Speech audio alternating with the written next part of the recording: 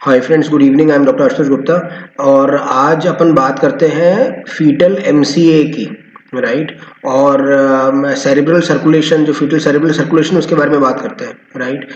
तो हमने ये देखा है कि फीटल यूट्रोप्लेसेंटल इनसफिशिएंसी में, जिसमें हम ये समझते हैं कि यूट्राइन आर्टरीज की फ्लोज अगर कम हो जाती है और अम्बिलिकल आर्टरी की फ्लो कम हो जाती है, तब हम ये कोशिश करते हैं और एक अमूमन सी अंडरस्टैंडिंग ये होती है कि एमसीए डॉपलर्स आप करिए और एमसीए डॉपलर से अम्बिलिकल आर्टरी डॉपलर्स को मैच करिए और यूट्रोप्लेसेंटल इनसफिशिएंसी और उसके रेशो को देखिए और उससे डिसाइड करिए कि ब्रेन स्पेयरिंग हो रहा है कि नहीं हो रहा है, राइट।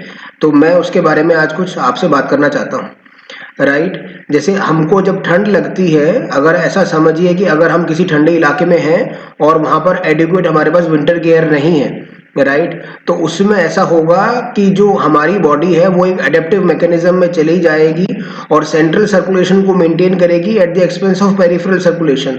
इसीलिए हमको फ्रॉस्ट बाइट हो जाती है, राइट, क्योंकि बिकॉज जो जो पेरिफेरल सर्कुलेशन है, जो मेरी डिजिट्स की सर्कुलेशन है, फ्रॉस्ट बाइट हो जाती है और वो वहाँ ब्लड फ्लो नहीं जाएगा तो मुझे वो इस्कीमिया हो जाता है, राइट। तो सिमिलरली जब अम्बिलिकल आर्टरीज की फ्लो कम होगी बेबी के लिए, तो बेबी भी उसे एक एडेप्टिव मैकेनिज्म में चला जाएगा, meaning thereby that the baby would try to maintain the central circulation to the brain, to the liver, to the heart and to the adrenals।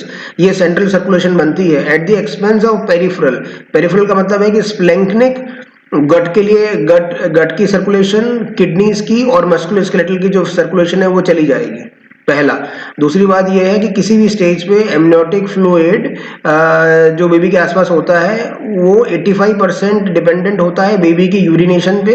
तकरीबन 15% जो एमनियोटिक फ्लूइड है वो बेबी के जो बेबी रिगर्जिटेशन कर देता है या स्पिट आउट कर देता है, ट्रेकियोब्रोंकियल ट्री से आ जाता है और ट्रांसमेम्ब्रेनस मास से आ जाता है, राइट। सो जो यूरिनेशन है वो 100% डिपेंडेंट है फीटल रीनल ब्लड फ्लो के लिए।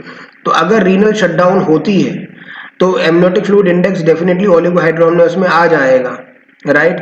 और इसका कहने का मतलब ये है कि बिना एमसीए डॉपलर करे हुए ही हम ये अंदाज लगा सकते हैं कि हमको ब्रेन स्पेयरिंग मिलना चाहिए। वो मैं समझा देता हूँ आपको। अगर हम समझते हैं कि अम्बिलिकल आर्टरीज की फ्लो ज़्यादा है, राइट, और एएफआई कम हो गई है, एमनियोटिक फ्लूइड इंडेक्स कम हो गया है, तो आप ये समझिए कि ब्रेन स्पेयरिंग अपन को मिलना ही चाहिए। तो फीटल डॉपलर ब्लड फ्लो की जो पैथोफिजियोलॉजी है उसको अंडरस्टैंड करना बहुत ही इंपॉर्टेंट है, राइट। तो अगर आप ऐसा समझिए कि हमारे पास में फीटल एमसीए डॉपलर्स अगर नहीं है तो क्या उस कंडीशन में हम फीटल ब्रेन स्पेयरिंग का पता कर सकते हैं? The answer is yes.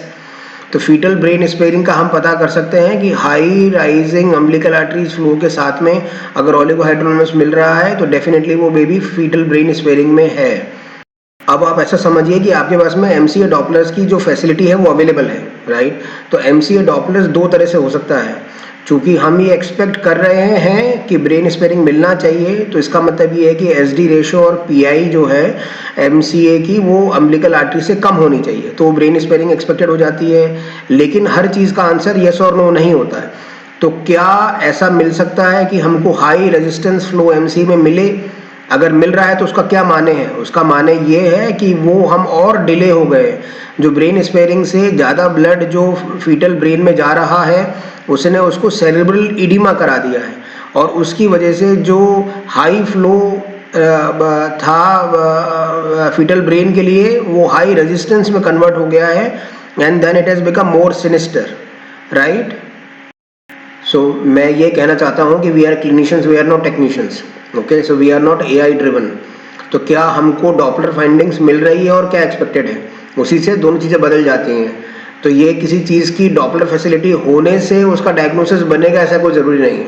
क्या अंदर मिल रहा है और क्या मैं उम्मीद करता हूँ मिलने की, और अगर उसके उलट कोई और चीज़ मुझे मिल रही है तो वो क्या होगी, राइट। इसी से सब चीज़ें बदल जाती हैं, right. Thank you very much for your patient listening.